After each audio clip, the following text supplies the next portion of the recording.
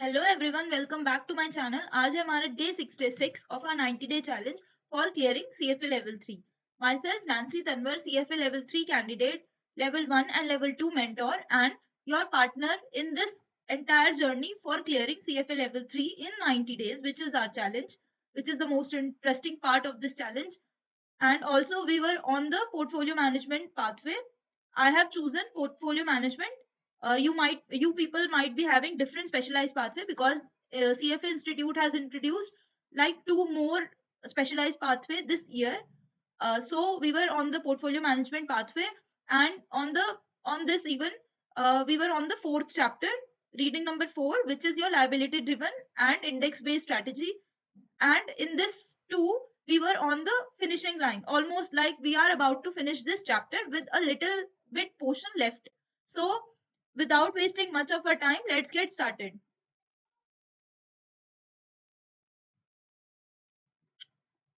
जो भी हमने इसमें देखा है, ठीक है, बॉन्ड बॉन्ड इंडेक्सेस और ये सब जो अब हम देखने जा रहे हैं, ये बिल्कुल भी न्यू नहीं है। जो हमने ऐसा कुछ न्यू नहीं पढ़ाने वाली कि जो आप लोगों को बहुत डिफिकल्ट लगे। all these things which we will be covering this in this lecture, it is covered here and there in the here and there in the CFA curriculum. So or maybe level 1 और level 2 में हम लोगों ने ये सारी चीजें देखी होगी।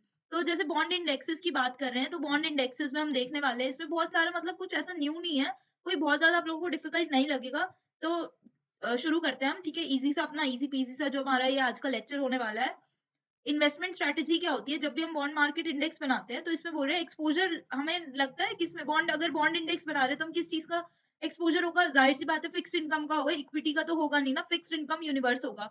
तो जो हमारे जो जब भी हम इंडेक्स क्यों लेते हैं, इंडेक्स बेस्ड स्ट्रैटेजीज में हम क्यों जाते हैं? क्योंकि एक तो हो सकता है कि मतलब जो हमारे पास एक तो एक्सपर्टीज कभी कभार होती नहीं है, ठीक है, ये भी एक वो होता है कि हमारे पास एक्सपर्टीज नहीं है। अगर हमें इन्वेस्ट करना है, अगर मैं बोल रही हूँ कि मेरे को इक्विटी में इन्वेस्ट करना है बहुत अच्छी अच्छी, तो मैं क्या करूंगी? मेरे को स्टॉक्स पिक करने का टाइम नहीं है, या फिर मेरे को नहीं आता, तो मैं कैसे करूंगी? निफ्टी 50 का ईटीएफ उठाऊंगी, निफ्टी 20, उसमें मैं पूरे इंडिया की जो 50 टॉप कंट्रीज है उसमें इन्वेस्ट कर दूंगी। सिमिलरली बॉन्ड्स के केस में भी हम क्या करते हैं? फिक्स्ड इनकम का जो यूनिवर्स है हमारा, उसमें हम क्या करेंगे? हम अलग अलग बॉन्ड्स में तो इन्वेस्ट नहीं कर सकते। You must be like wondering कितना बहुत ज्यादा वास्ट फिक्स, जो ये फिक्स्ड इनकम का पूरा ये जो वर्ल्ड है, it is like extremely vast. मतलब 100 टाइम्स अगर इक्विटी है तो वो 100,000 टाइम्स ज्यादा है बॉन्ड और फिक्स्ड इनकम की जो पूरी मार्केट है। तो हम क्या करते हैं? हम इंडेक्स बेस्ड स्ट्रेटजीज यूज करते हैं in this entire fixed income वाली चीज में। तो क्या होगा इससे? क्या होता है? एक तो सबसे पहले डाइवर्सिफिकेशन के बेनिफिट्स मिल सकते हैं, क्योंकि because they invest in wide array of fixed income securities. Low administrative cost होता है, क्योंकि हम ईटीएफ या पैसिव इन्वेस्टमेंट वाली चीजों में जा रहे हैं, तो जाहिर सी बात है कि लो इन्वेस्टमेंट, जो एडमिनिस्ट्रेटिव कॉस्ट है वो लो होगा, क्योंकि वो पैसिव इन्वेस्टमेंट है। जो इन्वेस्टमेंट सक्सेस होती है ना, वो मेजर की जाती है how closely the chosen market portfolio returns जो है मिरर करेगा बॉन्ड मार्केट के इंडेक्स को, कितना ज्यादा क्लोजली वो कर सकता है। तो जो फिक्स इनकम मार्केट्स होगी, दे आर, जैसे मैंने बताया कि बहुत लार्जर और ब्रॉडर होती है than equity markets. illiquidity of corporate bonds makes a valuation challenging। एक तो illiquid जो हमारी कॉर्पोरेट बॉन्ड्स है, दे आर illiquid। तो हम क्या करते हैं? मैट्रिक प्राइसिंग जो होती है, मैट्रिक्स प्राइसिंग, उसको यूज करते हैं। जो भी कंपेरेबल सिक्योरिटीज होती है, मैट्रिक्स, हम सबने मैट्रिक्स बनाना, मतलब लाइक हमने इसमें सीखा ही नहीं है कि मैट्रिक्स क्या होती है। जब लेवल 1 में भी ये आया था ये वर्ड, तो मैं उसको पूरा सर्च कर रही थी, तो it was like extremely difficult for me to to learn that matrix pricing at that time. बहुत ज्यादा डिफिकल्ट हो गया था। तो मेरे को जहां तक पता चला वो ये था कि डिफरेंट डिफरेंट बॉन्ड्स के जो फीचर्स होते हैं वो लिखे होते हैं, और कंपेरेबल पीयर कंपैरिजन जैसे अगर हम करते हैं वो है इसमें। तो हम मैट्रिक्स प्राइसिंग करते हैं, तो इससे हम कंपेरेबल सिक्योरिटीज के estimate fair value of illiquid bonds का हम निकालने की कोशिश करते हैं। तो प्राइमरी जो हमारा इंडेक्सिंग रिस्क फैक्टर्स है वो क्या क्या है वो हम देखेंगे। तो स्ट्रेटेजीज, ये हम ना न्यू नहीं है स्ट्रेटेजीज में कि प्योर इंडेक्सिंग क्या होती है, जब हम पूरा वेट और कंपोनेंट पूरा हर एक चीज मैच करते हुए प्योर इंडेक्सिंग करते हैं, उसको हम बोलते हैं फुल, मतलब फुल कॉपी करना इंडेक्स को, उसको हम बोलते हैं प्योर इंडेक्सिंग। और फिर एक स्पेक्ट्रम अगर मैं बनाऊं, एक लाइन बनाऊं, तो एक पे है प्योर इंडेक्सिंग, फिर है बीच में, बीच में नहीं मतलब टू द अदर एंड है हमारा एक्टिव मैनेजमेंट, जिसमें हम वेट्स और कंपोनेंट्स दोनों अपनी तरफ से डिसाइड करते हैं। फिर बीच में अगर कुछ आता है जिसमें थोड़ा बहुत हेरफेर होता है, मतलब दोनों का मिक्सचर होता है, ब्लेंड होता है, उसको हम बोलते हैं इनहांस्ड इंडेक्सिंग स्ट्रेटेजी। तो प्राइमरी इंडेक्सिंग रिस्क फैक्टर्स कौन कौन से होंगे? पोर्टफोलियो मॉडिफाइड एडजस्टेड ड्यूरेशन, जो ड्यूरेशन है वो भी बहुत ज्यादा मतलब आपस में ना बहुत ज्यादा एडजस्ट करना पड़ सकता है, क्योंकि जो पोर्टफोलियो का जो हमारा इंडेक्स वाला पोर्टफोलियो है उसका जो ड्यूरेशन है और जो हमारा पोर्टफोलियो जो हमें बनाना है इट कैन डिफर, या फिर हमारे जो लाइबिलिटी का जो हमारा ड्यूरेशन होगा it can also be different from the index वाला जो चीज है। की रेट ड्यूरेशन हमने देखा था, की रेट ड्यूरेशन हम कब यूज करते हैं, जब हम कोई भी मतलब ये वाली टर्म जो है ये हम यूज करते हैं जब भी कोई ट्विस्ट वगैरह आता है उसमें, यील्ड कर्व्स में। परसेंटेज इन सेक्टर और क्वालिटी, अगर हमें मान लो कुछ और चूज करना है कि हमें किसी पर्टिकुलर सेक्टर में थोड़ा हैवी वेटिंग चाहिए या फिर कुछ क्वालिटी जो है, मेरे को क्रिजाल जो सबको पता है कि जो क्रिजाल और बहुत सारे अलग अलग हमारे जो क्रेडिट क्वालिटी वो होती है पूरी हमारी अलग अलग कंपनीज है वो रेटिंग्स निकालती है डिफरेंट डिफरेंट बॉन्ड्स की। तो हमें अगर कोई पर्टिकुलर क्वालिटी का बॉन्ड चाहिए होगा तो वो हमें नहीं मिल पाएगा, मतलब वो इंडेक्स अपने हिसाब से बना रहे हैं तो हमें वही चूज करना पड़ेगा जो भी उसमें होगा, अगर मैं प्योर इंडेक्सिंग कर रही हूँ तो। सेक्टर और क्वालिटी जो स्प्रेड ड्यूरेशन कंट्रीब्यूशन है ये भी डिफर करता है। Sector coupon maturity cell weights जो है वो भी बहुत ज्यादा प्रॉब्लम क्रिएट्स करते हैं, जो भी ये रिस्क फैक्टर्स है कि सेक्टर कूपन और मैच्योरिटी सेल्स अलग अलग हो सकते हैं। इशुअर एक्सपोजर, मान लो कि इशुअर क्या है, गवर्नमेंट है या फिर कोई कॉर्पोरेट बॉडी है या फिर कोई स्टेट है या कोई म्युनिसिपल है जो ये बॉन्ड्स इशू कर रहे हैं, तो उसमें इशुअर का जो एक्सपोजर होता है वो भी बहुत ज्यादा मैटर करता है। percent percent value of distribution of cash flow methodology approximate and match the yield curve risk of an index over discrete time periods। तो इसमें जो गोल ऑफ मैचिंग, ये मैं अभी पूरा बताऊंगी आप लोगों को, ये नेक्स्ट स्लाइड में ही है। Goal of matching primary indexing risk factor is to minimize tracking error.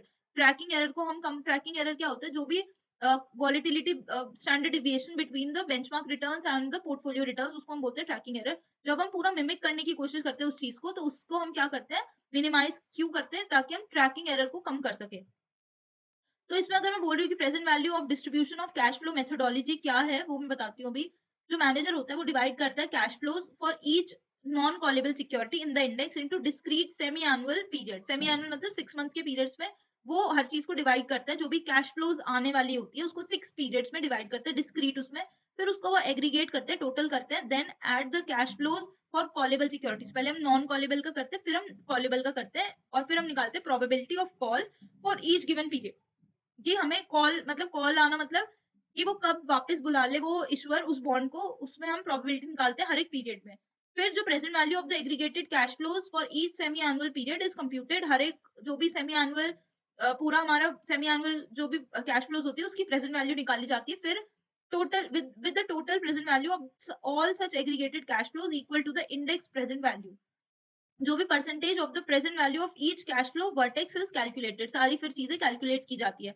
Time period जो भी होगा it is then multiplied by the present value of each cash flow because each cash flow represents an effective zero coupon payment. ये अच्छा, अगर किसी ने भी lecture 1 में देखा होगा तो वो जो मैंने चीज की थी कि टाइम इनटू वेट किया था वो सब वही है, इसमें यही बता रहे हैं।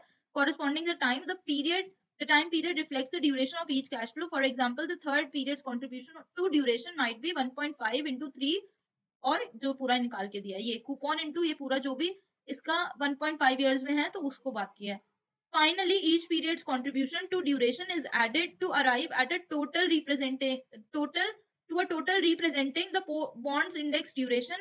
The portfolio being managed will be largely protected from deviations from the benchmark associated with the yield curve changes by matching the percentage of the portfolio's present value comes due at a specific points in time with that of the index।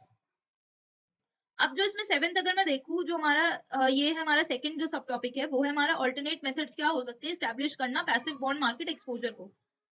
तो जैसे कि इसमें देख रहे हैं full replication क्या होती है, फुल कॉपी, जिसको मैंने बोला फुल कॉपी। अब इनहांस इंडेक्सिंग स्ट्रेटेजी होती है, वो क्या होती है हमारी स्ट्रेटिस्फाइड सैम्पलिंग क्या होती है, जिसमें कि हम स्ट्रेटर्स बनाते हैं। स्ट्रेटा ये मैं बता चुकी हूँ पहले भी, ठीक है। स्ट्रेटर्स बनाते हैं कैटेगरीज में डिवाइड करके, फिर उसका जो भी सैंपल्स उठाते हैं ताकि वो पॉपुलेशन को पूरा देख सके।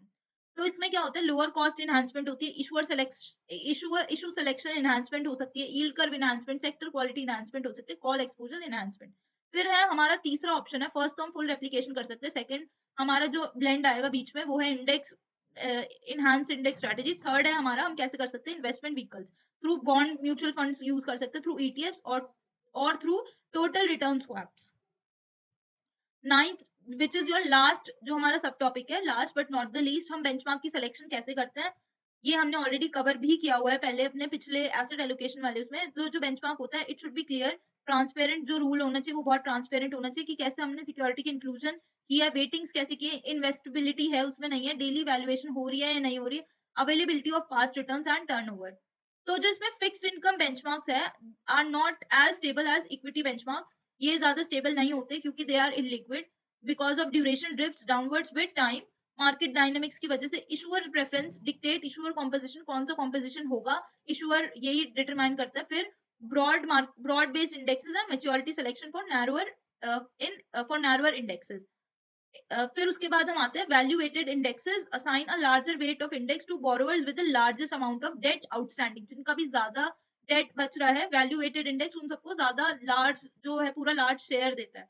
Investors should define underlying duration preferences and risk return profile before selecting a benchmark. जो इन्वेस्टर है आईपीएस के थ्रू हमने बताया था, आईपीएस होता है इन्वेस्टमेंट पॉलिसी स्टेटमेंट, उसमें सब चीज लिखा होता है। हमें पोर्टफोलियो के साथ साथ बेंचमार्क को भी चूज करना बहुत ज्यादा इंपॉर्टेंट हो जाता है क्योंकि because benchmark is the only thing जिससे हम कंपेयर कर पाएंगे अपने पोर्टफोलियो के रिस्क और रिटर्न की हमारा कितना अच्छा आया। तो बेंचमार्क एक सूटेबल बिल्कुल मतलब एक पूरा जो भी मेरा पोर्टफोलियो है उसका ही पूरा एक एक तरह से पूरा उसको रिस्क और रिटर्न जो कैरेक्टरिस्टिक्स है उसको उसमें बेंचमार्क में होना बहुत ज्यादा जरूरी होता है। इन्वेस्टर्स जो है कंबाइन करते हैं सब benchmark categories into an overall benchmark.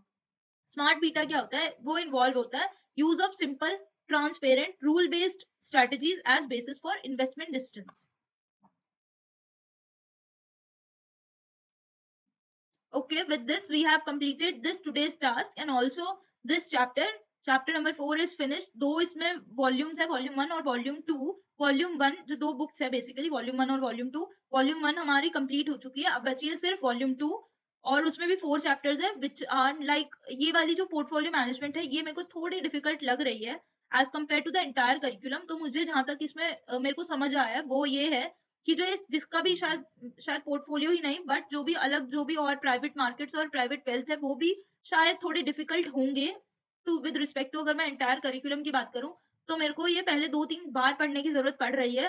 ठीक है, और मैं बहुत पूरी कोशिश कर रही हूँ कि ये मेरे को भी अच्छे से समझ आ पाए ताकि मैं आप लोगों को भी बहुत अच्छे से क्लियर कर सकूं।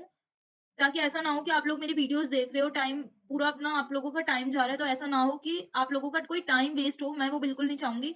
तो मैं पूरी-पूरी कोशिश कर रही हूँ कि बहुत अच्छी वीडियोस बन सके, मेरे को बहुत अच्छे से समझ आ सके।